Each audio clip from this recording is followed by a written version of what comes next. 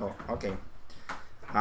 This is a rather quickly prepared talk about rendering in Forge of Empires, which is our game at InnoGames.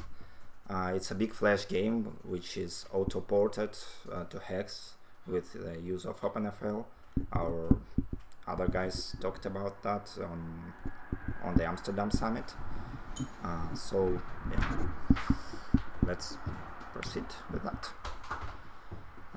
So there are a couple of problems with porting, particularly, we solved all the problems, most of the problems with actual Flash to Hex conversion, but the rendering is still a bit problematic, and there are three problems actually. One of them is Flash. Its API is not really GPU friendly, but it's super convenient for making UIs and games in general. So yeah, it's a Flash game. Another thing is openfl, which is not using the fastest rendering techniques, so it's quite slow actually. And also, especially on WebGL, it's super slow because every draw call is super expensive. I don't know, maybe because security or whatever. So there are these problems. Yeah, this is our game, how it looks like roughly. There's a city with a lot of buildings and icons and like shit ton of UI elements. So that's quite a lot to render.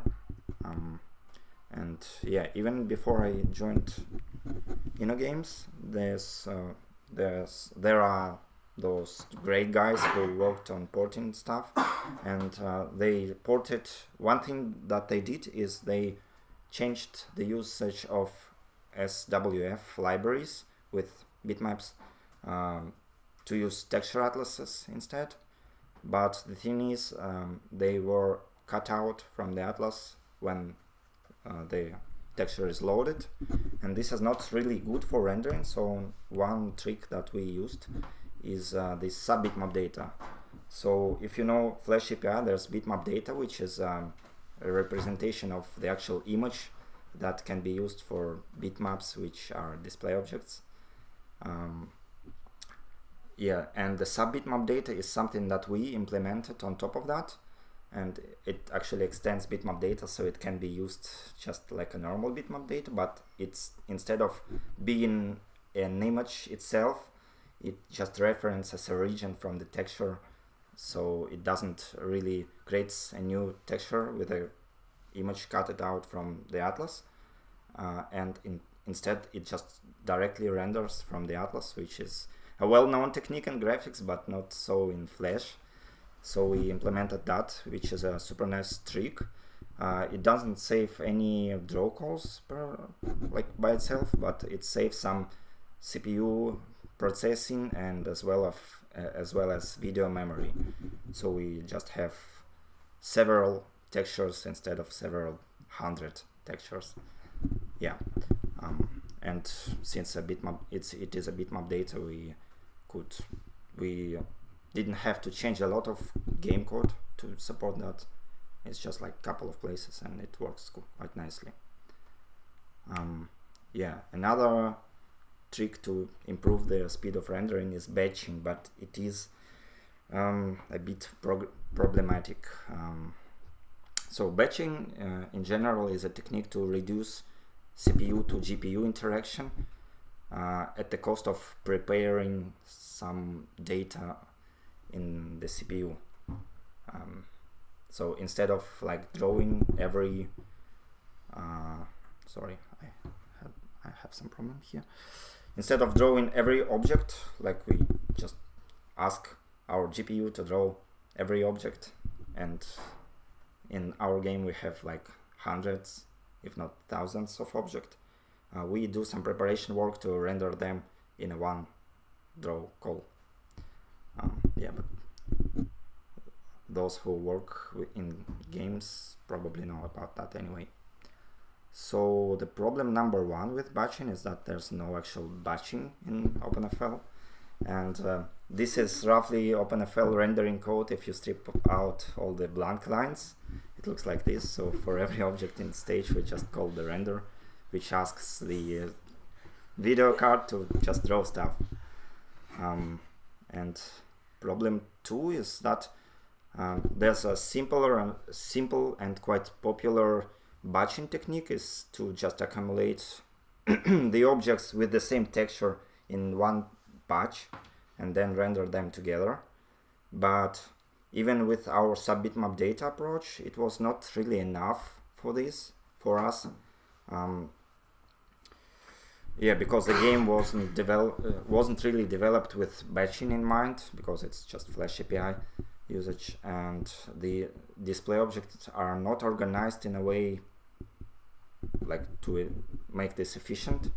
And so if we had this, we would switch the textures back and forth every time, and the batching would just do the same single object rendering, but with the overhead of all this checking for textures. So yeah, not really good. And also text fields and shapes in openfl have their own textures as well as caches bitmapped objects. So yeah, this kind of batching is quite useless. So we had to go with this multi-texture batching, which is a bit more complicated, as you can see. But main idea here is what if textures are different? We can still pack them together in a single draw call, because that's what GPU can do. Actually, you can use multiple textures. So how the drawing usually works in a lot of games, and I mean in the graphics in general, we bin some texture for the GPU, upload some data about what we draw, which is called vertex positions and coordinates, so where we draw and where to get pixel from for this drawing.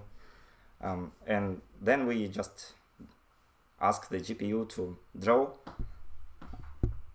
those vertices using a program called shader. And the simplest shader, this is a fragment shader that just gets the texture coordinate and the texture, which is called sampler because it can take samples from the texture, and it just says that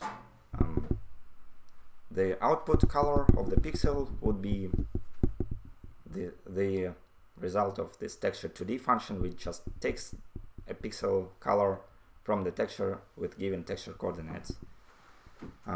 So yeah, that exact shader can, I mean, this is the simplified version of the shader that is used in openfl actually, and of course it's a bit more complex than that, but the main idea is like this. And that shader can actually be already used for this naive batching, but yeah, the only difference there is that we would pass all the vertices for the whole batch instead of like only 4 vertices to draw one display object, like one bitmap. But yeah, what we have instead is the multi-texture batching. The shader itself is fairly simple, except there's one complication. So yeah, let's quickly review that. So many GPUs can support up to 32, I think, textures at once, or at least 16. So we can bind as many textures for the draw call. We can bind as many textures as the video card supports, and then for every vertex that we draw, we can supply the texture ID, which means which texture should be used to select the color for this texture, for this vertex, for this quad, basically. So we can actually draw a lot of display objects at once, even if they use different textures. Like we can batch a lot of display objects. Yeah, sorry. Yeah, where was I?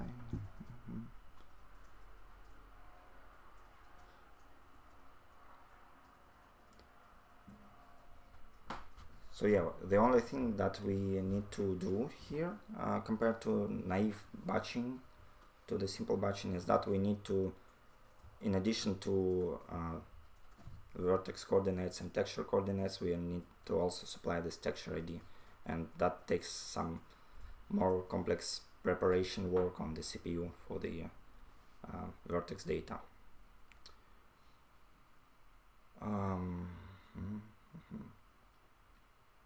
So yeah, how we do it.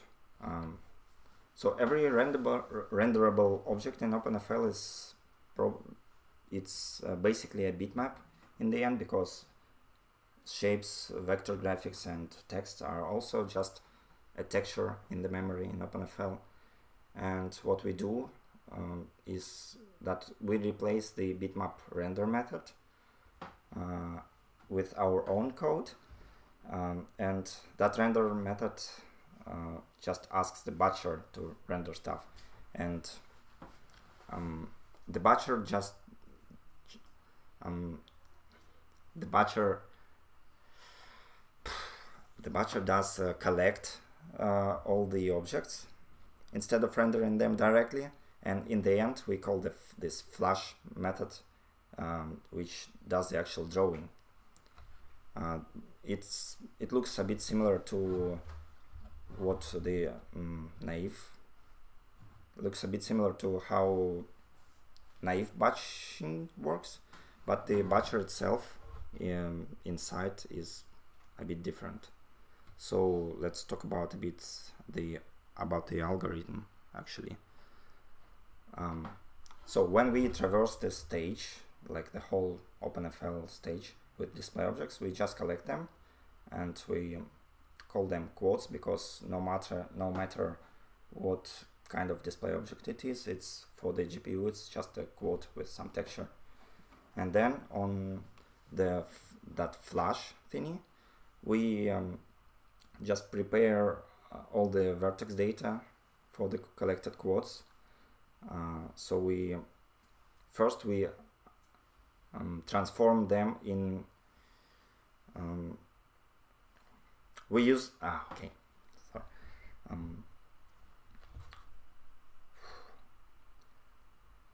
the coordinates in the vertex buffer should be the world coordinates, so they are not relative, and we can't just supply the transformation matrix to the shader for each object, so we need to do the transformation to world coordinates on the CPU and prepare the vertex data with the world coordinates for all the objects, and then we group them into these render groups, and each render group define a single draw call, and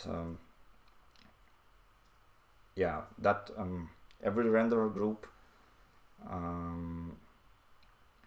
consists of multiple textures. So when we prepare the render group, we fill it up with the textures until there are no more free texture units available, and then we start a new render group. After we do that, we just upload all the vertex data, so positions, texture coordinates, and texture IDs, and then we iterate over those render group to do actual drawing, which is just binding the textures from the for the render group, and then we just call the draw command to draw the corresponding slice of vertices for that group. So the benefits of that are quite huge for us, because Forge of Empires UI consists of like 100 display objects, and in Flash, it's quite a lot. Quite a lot of draw calls. Like at some point we have, in some places, we have like 500 draw calls. But since we use that sub-bitmap data trick, we don't have so much actual textures on the GPU. So if the hardware supports drawing 16 textures together, we can draw a lot of display objects with these 16 texture units. If they use like even 10 different atlases, we can still batch them in a single draw call. So in real world, that means that instead of like 300 draw calls, we can just do 15, and we even now hitting the 60 FPS limit on a real bad laptop in Microsoft Edge, which is super bad when it comes to WebGL rendering, and it's all the rework for that just happened in openfl code and not in the game code, so we didn't really need to change anything in the game, which is quite nice because the game is also huge. Yeah, so far results are awesome for us, and with further thoughts, I was thinking about this instance rendering thing.